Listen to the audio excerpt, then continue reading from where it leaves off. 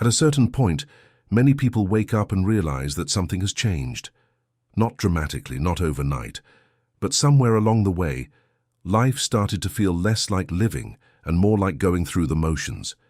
You wake up, and before you even open your eyes, you already know how the day will unfold. The coffee will taste the same. The commute will follow the same route. The conversations will dance around the same familiar topics. The evening will settle into its predictable rhythm. And this knowing, this certainty about what comes next, creates a peculiar heaviness in your chest. Not quite sadness, not quite boredom, but something more unsettling. A flatness, as if someone replaced your three-dimensional life with a cardboard cutout of it. And naturally, when this happens, you become restless. You think maybe you need a change, a new job, a new relationship, a new city, a new anything. You think the problem is that life has become too routine, too safe, too predictable.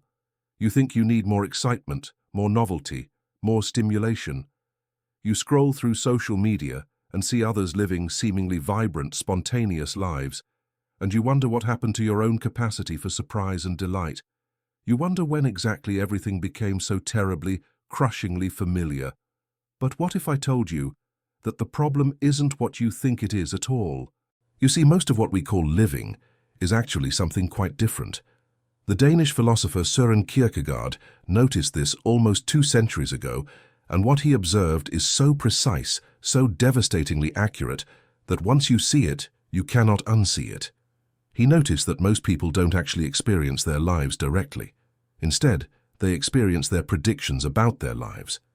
They experience their expectations, their assumptions, their mental models of how things will go. And then, when reality unfolds more or less as predicted, they mistake this confirmation for the fullness of experience itself. Think about it this way. When you meet someone you know well, do you actually see them? Or do you see your accumulated knowledge about them, your memories, your judgments, your expectations of how they'll behave? When you drink your morning coffee, are you tasting it? Or are you simply going through a familiar sequence of movements while your mind rehearses the day ahead? When you have a conversation with your partner, are you listening to what they're saying, or are you already formulating responses based on what you assume they mean? This is what the mystics and contemplatives have always pointed to. The Buddha called it living in the realm of concepts rather than direct perception. Kierkegaard described it as existing in a kind of spiritual sleep, where we mistake our map of reality for reality itself. We construct these elaborate mental models. This is who I am. This is what my life is like. This is how things will go. And then we live inside those models rather than in actual contact with the living, breathing, unpredictable present moment. It's like watching a movie you've seen so many times that you can recite the dialogue. You're still watching the screen, but you're not really seeing it anymore. You're experiencing your memory of the movie, your prediction of what comes next. The film itself becomes invisible, replaced by your mental replay of it. And this is fine for movies. But for your actual life, for the unrepeatable moments that constitute your brief existence, it's a tragedy of the highest order. Once you see this pattern, you start noticing it everywhere. You notice that you're not actually tasting your food. You're consuming it while thinking about something else. You're not actually present with your children. You're managing them according to your ideas about good parenting. You're not making love. You're performing a familiar script. You're not experiencing your emotions. You're labeling them, judging them, fitting them into your narrative about who you are. Layer upon layer of prediction, expectation, and mental commentary, all of it standing between you and direct experience. And here's the cruel irony. The more your predictions prove accurate, the more trapped you become. Because each time reality unfolds roughly as expected, it reinforces your belief in your mental model. It convinces you that you know how things are, how they will be. And this knowing, this certainty, is precisely what kills the possibility of genuine living. Because real living requires not knowing. It requires vulnerability to surprise. It requires the willingness to be wrong about everything you think you understand. Let me give you an analogy. Imagine you've learned to play a piece of music so perfectly that you can perform it flawlessly without thinking. Your fingers know every note. Your body knows every rhythm. You can play it while your mind wanders elsewhere. In one sense, this is mastery, but in another sense, you're no longer playing music, you're executing a program. The piece has become mechanical, automatic, dead.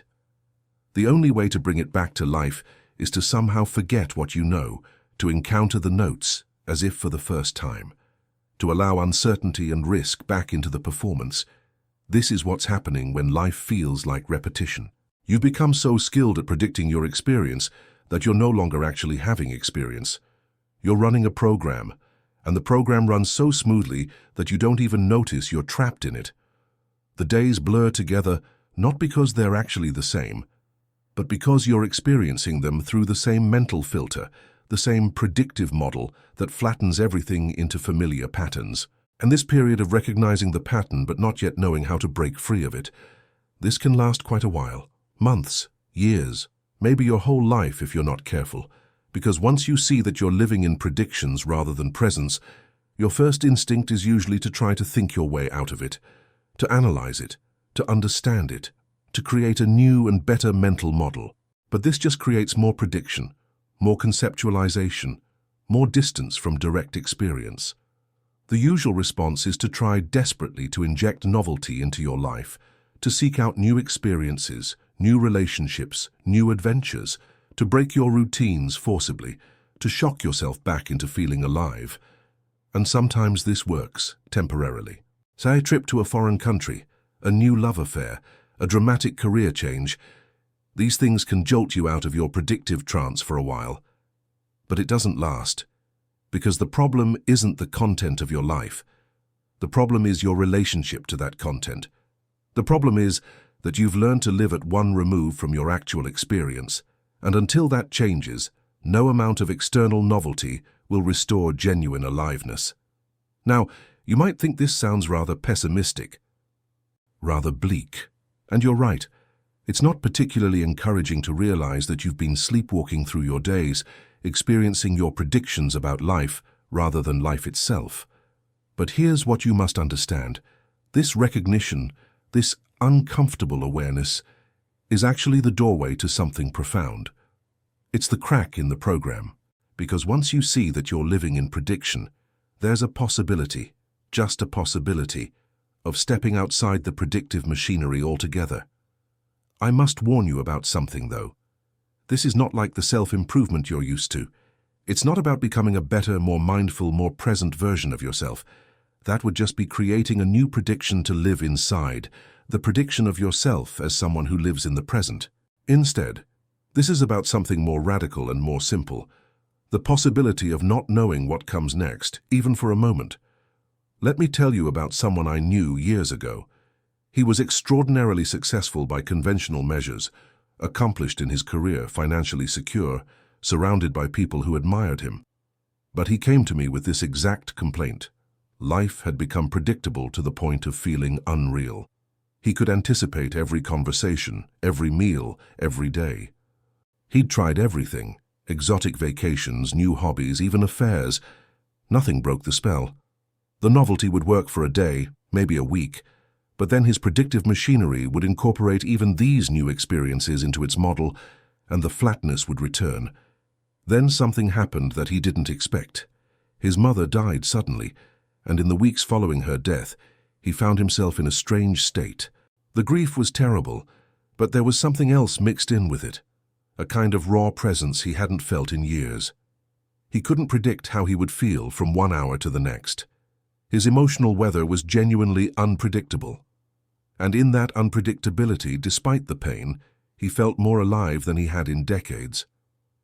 One afternoon, a few months after her death, he was sitting in his garden, just sitting, not meditating, not trying to be present, just sitting because he was too exhausted to do anything else.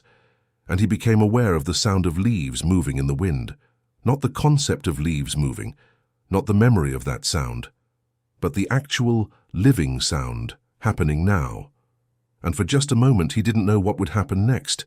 He didn't know what sound would come, what thought would arise, what feeling would move through him. He was genuinely uncertain about the next moment of his experience. And in that uncertainty, he told me, was a quality of aliveness that all his seeking and striving had never touched. It wasn't ecstatic. It wasn't particularly pleasant. It was just real in a way that his predicted life had never been. The leaves were just moving. The sound was just happening.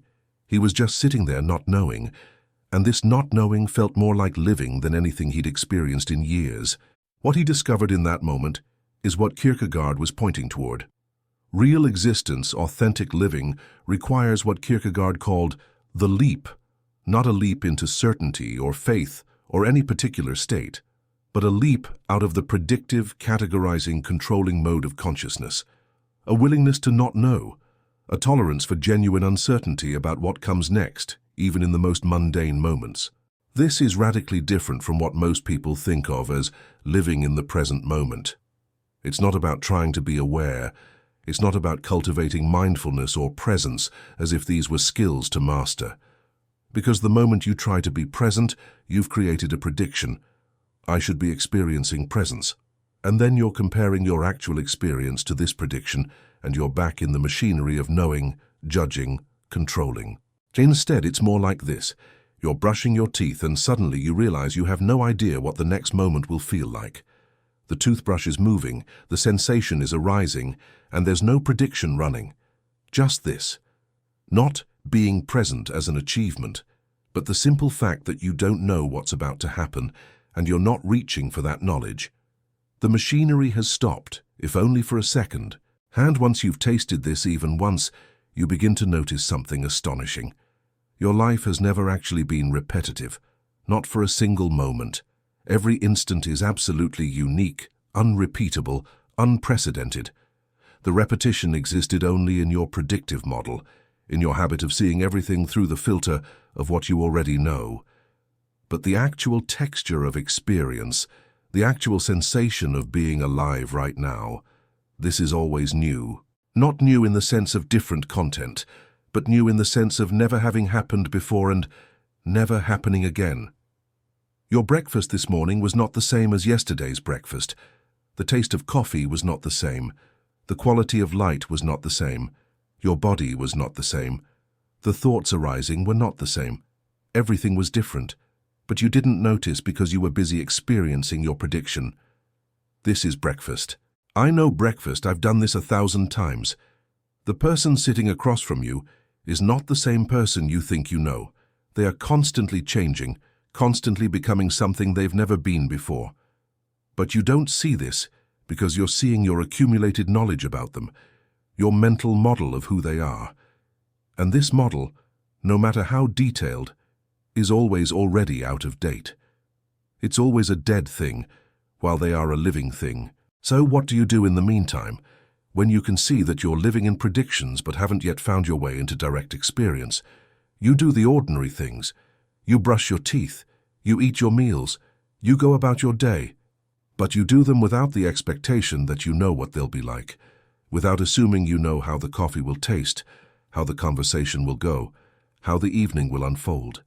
And you watch. You watch how your mind constantly reaches for prediction, for certainty, for the comfort of knowing what comes next. You watch how uncomfortable it is to not know, how the mind rushes to fill uncertainty with familiar patterns. You watch this without trying to change it, without trying to be more present or more aware, just watching the machinery operate, and most importantly, you stop comparing. You stop comparing this moment to past moments. You stop comparing your current experience to how you think it should be. You stop comparing yourself to others, your life to their lives. You stop comparing your actual experience to your predictions about what experience should feel like. Because every comparison is a form of prediction. Every this is like that is a way of making the new fit into the old, the living into the dead. This is harder than it sounds. Your entire psychological structure is built on comparison, prediction, knowing. Your sense of self is constructed from memories and expectations. Your security comes from feeling that you understand how things work. To allow this to loosen, even slightly, can feel like dissolution, like falling, like death. But here's the paradox. It's only when you stop trying to know what life will be like that you can actually encounter life as it is. It's only when you stop living in prediction that you can live at all. Not as a concept, not as an idea about living, but as the actual, unrepeatable, unpredictable unfolding of experience that constitutes your existence. Kierkegaard understood this deeply. He saw that most people never actually live because they're too busy maintaining their predictions about life. They're too busy being who they think they are, doing what they think they should do, feeling what they think they should feel. They're so invested in their map of reality that they never encounter the territory itself. And the territory, the actual ground of your existence, is radically uncertain. You don't know what the next moment will bring. You don't know how you'll feel tomorrow. You don't know who you'll be next year. You don't even know what you'll think in the next second. This uncertainty is not a problem to be solved. It's not a gap in your knowledge to be filled. It's the very nature of being alive.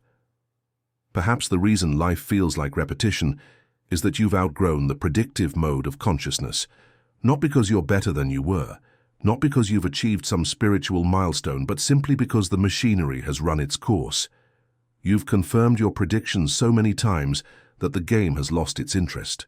The program has become too efficient, too smooth, too certain, and in that certainty, the possibility of genuine experience has been squeezed out, and then you're thrown back on the most basic fact of your existence.